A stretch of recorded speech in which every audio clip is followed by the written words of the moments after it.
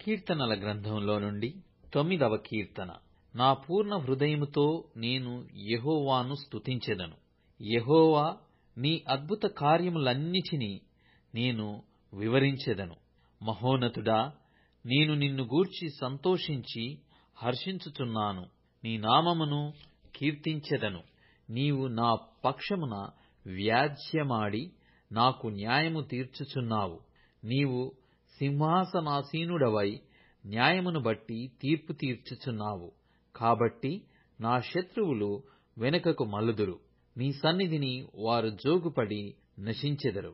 నీవు అన్యజనులను గద్దించియున్నావు, దుష్టులను నశింపజేసియున్నావు. వారి పేరు ఎన్నటికీ నుండకుండా తుడుపు పెట్టియున్నావు. శత్రువులు నశించిరి, వారు ఎన్నడూ నుండకుండా నిర్మూలమైరి. నీవు పెళ్లగించిన పట్టణములు స్మరణకు రాకుండా బొత్తిగా నశించెను. యెహోవా శాశ్వతముగా సింహాసనాసీనుడైయున్నాడు. న్యాయము తీర్చుటకు ఆయన తన సింహాసనమును స్థాపించియున్నాడు. యెహోవా నీతిని బట్టి లోకమునకు తీర్పు తీర్చును. యథార్థతను బట్టి ప్రజలకు న్యాయము తీర్చును. నలిగిన వారికి తాను మహాదుర్గము అగును. ఆపత్కాలములలో వారికి మహాదుర్గమగును. యెహోవా, నిన్ను ఆశ్రయించు వారిని నీవు విడిచిపెట్టువాడవు కావు.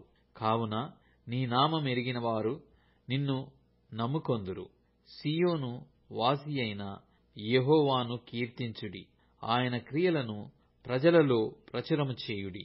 ఆయన రక్తాపరాధమును గూర్చి విచారణ చేయునప్పుడు బాధపరచబడు వారిని జ్ఞాపకం చేసుకొనును. వారి మొర్రను ఆయన మరువడు.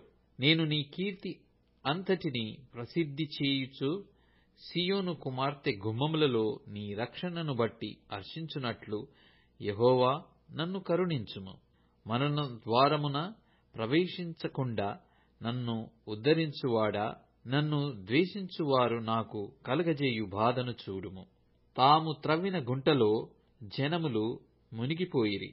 తాము వడ్డిన వలలో వారి కాలు చిక్కుబడియున్నది. యెహోవా ప్రత్యక్షమాయెను, ఆయన తీర్పు తీర్చియున్నాడు.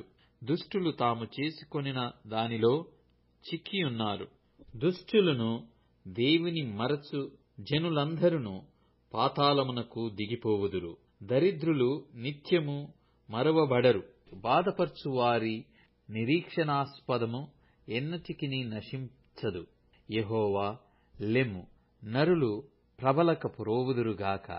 నీ సన్నిధిని జనములు తీర్పు పొందుదురుగాక. యెహోవా, వారిని భయపెట్టుము. తాము నరమాత్రులమని జనులు తెలుసుకొందురుగాక.